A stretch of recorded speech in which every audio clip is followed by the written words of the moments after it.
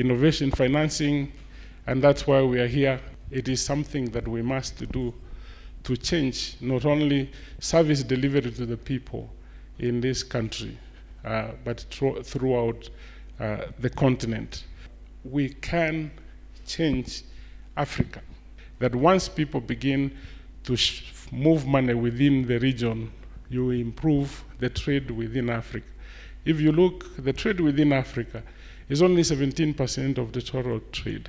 And we know that if you improved it up to, say, 25%, you practically change the entire Africa. If I look at the structure, what we have in place now, for the World Bank, Finnish government, Capgemini, that's a true example of a working public-private partnership, where all of the critical stakeholders bring their value into the game.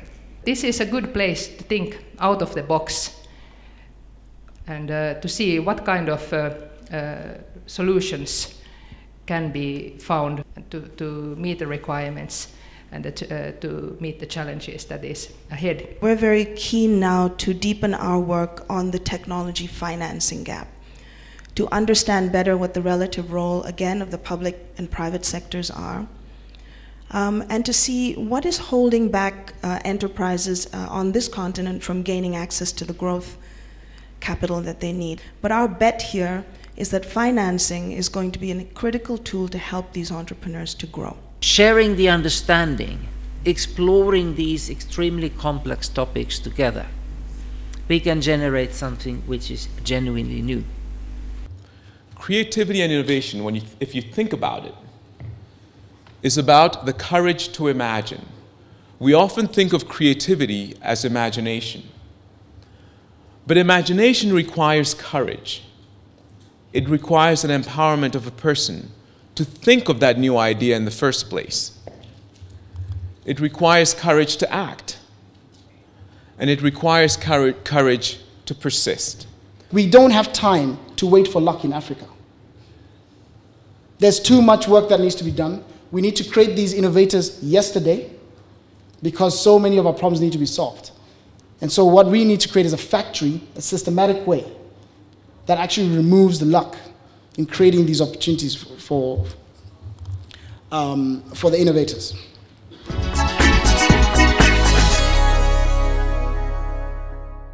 Most countries in Africa, 54 of them, have been independent for the last 50 years. Okay, they're very young. Okay, they are not established 200-year-old free independent countries. 50 years. 50 years is very, very small in the lifetime of a country. First, in the last 50 years, Africa has got more than $600 billion of aid. In the last 50 years, the dominant view of Africa has been a basket case. Something you don't invest in, something which has health problems, something which has governance problems, something where you have corruption, and somewhere you have military dictatorships. That's the dominant view. But that view has changed in the last decade.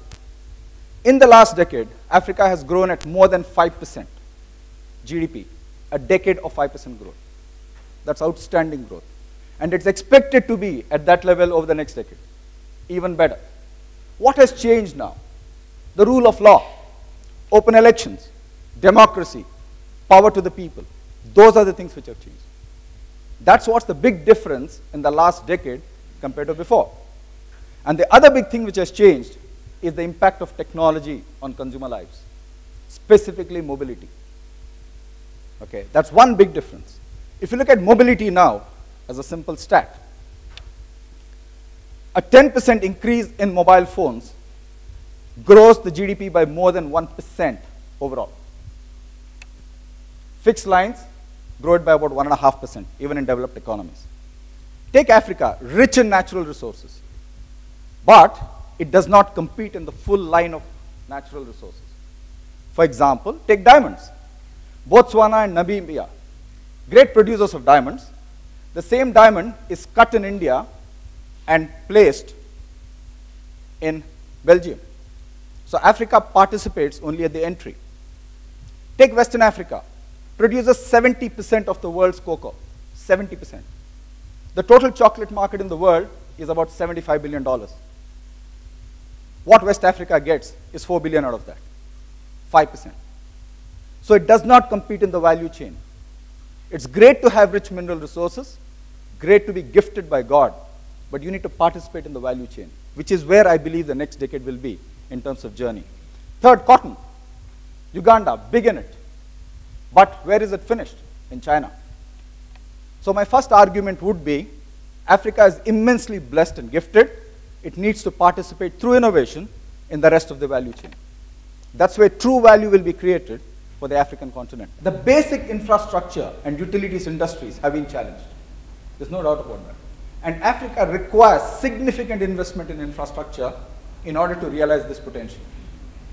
If it does not invest strongly in infrastructure, a lot of the potential will just remain potential, will just remain on paper. Okay? So strong investment required. Technology can help big time there, specifically mobility. I mentioned that a 10% increase in mobile penetration leads to something like a 1% GDP growth. Ask yourself, Africa has been growing at 5% per annum for the last 10 years. 1% of that, 20% of the contribution comes from one sector, which is mobility. The impact of mobility. I believe Africa, while it has physical infrastructure challenges, can be very, very strong in the digital infrastructure space. Kenya is a great example. Half the GDP growth is coming through the digital space here right now in Kenya. Very progressive governments, very progressive laws concerning the entry of digital technology into the various sectors. I believe in Africa over the next decade, every single service offered from a physical building in the past will in future be offered over the air.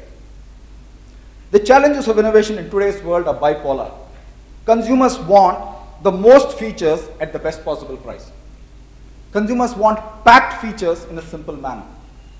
Consumers want the ultimate in complexity, but want to handle it in the simplest way. So managing that bipolar challenge is going to be one of the big things that companies will really look at. Those bipolar challenges will lead to a lot of complexity. And simplifying that complexity is the job of leaders in every organization. Simplifying that complexity which arises out of consumer bipolar needs. That's what we're going to see in Africa also. Are you leading innovation or are you following innovation? They're two very different games. When you lead with innovation, when you're the first, whether you're a developer, whether you're a company, whatever you are, when you're the first, what is required is a lot of education. And the energy of the company to spend time and effort behind educating what this innovation is about is critical. When you lead innovation, education is absolutely important. When you follow innovation, somebody is already there. You're coming on the back of his or her way. When you follow innovation, what's important is your point of difference. Why are you different from somebody who's already innovative in that area? And after the point of difference is the speed, the responsiveness. How fast are you? If you look at the history of companies over the last 200 years, and the companies which have failed companies over 200 years, they display two big characteristics. One, arrogant leadership. So the first lesson would be, leadership, if you want to be innovative, has to be humble, stay rooted. Second lesson, inability to learn and unlearn. These are the two big lessons why companies have failed. Inability to learn and unlearn. So it's very important that if you want to be innovative, you need humble leadership, and you need the ability to learn and unlearn both from success and failure. Both from success and failure. Over the last 20 years, I've tried many innovations in many categories and sectors. I'm absolutely proud to say half of them didn't work, but we learned a lot from it and didn't make the mistake again.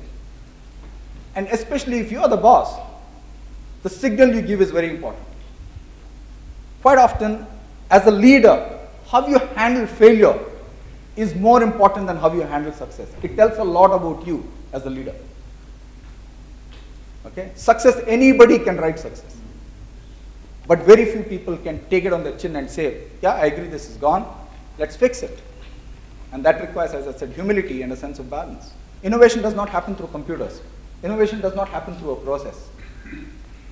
The Western world expects predictability because we are all serving Wall Street. We're serving the city of London. We're serving Dalal Street. We're serving Shenzhen, whoever it is. Okay. The analysts expect predictability. If you beat your forecast, you're rewarded. Unfortunately, innovation doesn't work like that. Innovation comes with fraught risks in it. Okay? And the only way you can make innovation more relevant and successful is if you invest in people. If you're a small company or a large company, you have to invest in people, you have to invest in the skill set and the education of the people. It's very important. You cannot have innovation by chance. Okay? Process for innovation is a big debate. A lot of people think that you can processize innovation. I believe process is an enabler. Finally, it's intuition which gets you great innovation. And that intuition happens when you are absolutely thorough with the consumer, the customer, and the data points. That intuition does not happen in a black box. Okay, so my submission from my own learning, process is good, but does not deliver. Process enables innovation. Process enables you to do the checkpoints. But finally, people, their skills and intuition plays the biggest role. Innovation must make their life simpler than what it was yesterday. Whatever the definition might be. It must make life simpler for the company, for the customer, and for the consumer. If you can think of that definition like that, how do I simplify things and make life easier for these constituents? Then we are on the path to innovation. So that's all I had to say, ladies and gentlemen. And summarizing, Africa is one of the biggest opportunities, I believe. A continent blessed with immense natural resources. But a lot of the work of the natural resources is at the start point today. Africa needs to participate in the full value chain. The African consumer, again, fantastic demographic for the African continent. Very young, the cheetah generation, George Ayate's expression. Very young, very hungry, upwardly mobile. Okay? 3 concurrent growth paths, 61%, the frugal innovation. Middle class, 331 million people. And the high-end value creation. All 3 are possible in Africa. They were not possible in the previous growth economies of China and India. China and India didn't start there, thanks to the mobility revolution and ICT impact here. Impact of mobility, more than 1% on GDP. If the continent is growing at 5%, 20% of the growth is coming from there. Infrastructure challenged, but digital infrastructure can be a big boon for Africa. Okay. So that's all I had to say. Thank you very much, and I look forward to participating in the session. There is a leapfrogging opportunity for Africa if we look at the technological capabilities. Benefiting from all the digital opportunities, we can leapfrog what it took 20 or 15 years in China or India. I would like to highlight something a bit similar in terms of leapfrogging, not in terms of technology, but in terms of organization. You know, the way we perform job, manage work, organize work. What are the lessons that we can draw? And in these lessons, be careful about what is wrong. This is what I would like to spend some time together, making sure that trying to learn from the best practices, and we need to learn from best practices, you know, to grow the value chain, as you were saying, to better benefit from our natural resources. But in sharing, in learning best practices, let's be careful, because there is a poisoned seed in these best practices. Something as apparently simple as execution, getting things done, has become the #1 nightmare of CEOs. The root cause is the way organizations have tried to adapt to the new environment. And what have they done, organizations? Basically, they have done what we learned at school, in business schools, in universities. How to organize depends on our strategy.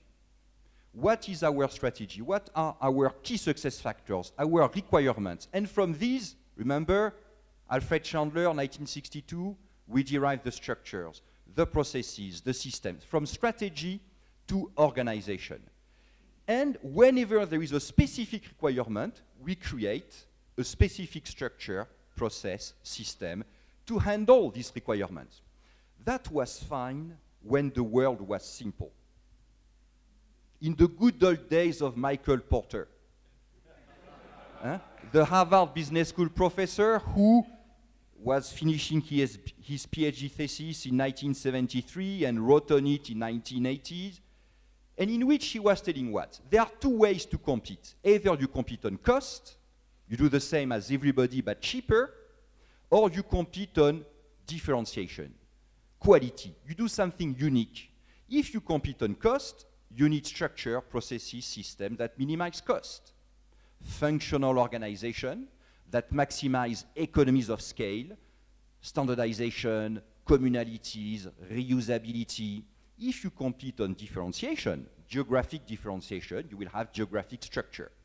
If you compete on the differentiation of your product to have unique quality, you will have your structures per product line. Everything was great. The problem started in the late 80s, because in the late 80s, most companies lost the ability to choose between cost and quality. They had to do both. It doesn't work, so we need cost and quality. Therefore, we created organizations that allow for the benefits of a functional organization and project focus. It is called the matrix. But life became already more complicated in the matrix. But that was nothing compared to the nightmare of the last 10 years, because there were more and more requirements. Global consistency, local responsiveness, innovation, efficiency. And these requirements are contradictory, because innovation means doing something we have never done. Efficiency means doing the same thing for the 10th time. Speed, reliability, they are contradictory. Reliability takes control at the expense of speed.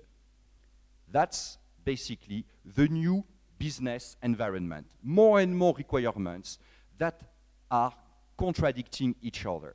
Try to face complexity on the left with complicatedness on the right. Huh? And it is exactly what Shiv was talking about. Huh? We deal with more complexity, and here we have no choice. We cannot say to customers, look, you have to be reasonable. Do you want cost or quality? You know, we are an airline, we compete on speed. We take off very fast, but we don't always land, you know. It doesn't work. On the left, we have no choice. On the right, we have a lot of choices. Because in these organizations, the complicated organization, people spend 40% of their time writing reports, and they spend 30% of their time in meetings, because they have to coordinate with so many other functions.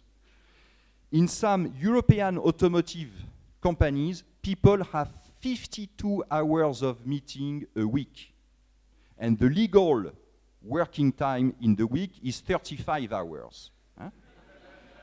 So how much is left to be with their teams when I have 40% of my time writing reports, forecast, planning, monitoring, retro-planning, 30% of my time on average in meetings? At best, I have 30% left with my teams. Talking about leadership, management. Therefore, the teams are poorly managed. They don't receive the right input, the right guidance, the right priorities. They don't work on the right problems. So they have to do, undo, and redo. In this kind of organization, people spend on average 60% of their time wasting their time. Productivity used to grow in the 15 largest European economies by 5% per annum in the 50s, 60s, early 70s. From 73 to 83, 3% per annum. From 83 to 95, 2% per annum. Since 1995, 1% per annum. Constant decline in productivity improvement. Why? Not a surprise. This is, again, trying to deal with complexity, with complicatedness. And this is, for us, the poisoned seed that you have in most best practices. This idea that accountability, getting things done, requires a dedicated structure, process, system, metrics, incentive to have alignment. There are other ways to deal with complexity. We need to simplify complexity. It is what we call smart simplicity. You know, how can we deal with complexity by simplifying, but of course not simplifying in a naive way, in a smart way. Smart simplicity. What is smart simplicity about? What is organizational capital to deal with complexity about? It is not about the structure. It is not about the skeleton. It is about the nervous system of the nervous system. To deal with complexity, we need intelligence, nervous system. These are the three basic elements of the organization capital. The value of leadership, the value-adding role of leadership, cooperation, working together, not in silos, engagement. So leadership, to simplify, is making sure that management adds value. Ask yourself, whenever you create a management role, what is it supposed to make people do that people would not spontaneously do? And usually it takes 4 to 7 bullet points to answer this question. It is not a 5-page job description. And then the next question is, now, do they have the skills, the power, the information, the decision rights, the autonomy to play that role? So define the value-adding role of your managers. The second element is cooperation. Cooperation is removing the middle office and having direct face-to-face cooperation between the back and the front office. Again, smart simplicity. Engagement, value-adding execution. You see, we have added value-adding in execution. Engagement is to add value as we execute. There is no process on earth that creates value if people just follow the process with full discipline without adding value. So the most important is cooperation, and cooperation can create trust. Trust is not a prerequisite for cooperation. Otherwise, cooperation will never happen. Those who carry the baton are slower, but their baton is faster. Cooperation is the miracle that solves this complexity. Everybody is waging the war for talents, and there is a talent shortage because we don't leverage organizational capital enough. We concentrate on human capital, and we forget about the organizational capital, the miracles that people can achieve when they cooperate. Now, why is it that this miracle does not happen so often? Because of the poisoned seeds I was telling you about: structure, processes, systems, metrics, incentives. The root of this is what? The scorecard, measurement. We need to measure. If I want people to be accountable, I need to tell them what to do, how to do it, measure, and incentive. Whenever we cooperate, we cannot prove that we have cooperated. Whenever we can prove that we have cooperated, it is because we have not cooperated. When there is little cooperation, we need more resources, more of everything. Blame is not for failure, but for failing to help or ask for help. It changes everything. Suddenly, it is in my interest to become transparent about my own weaknesses, threats. I will not be blamed if I fail, but if I fail to help or ask for help. You maximize the organizational capital when you do that. Thank you.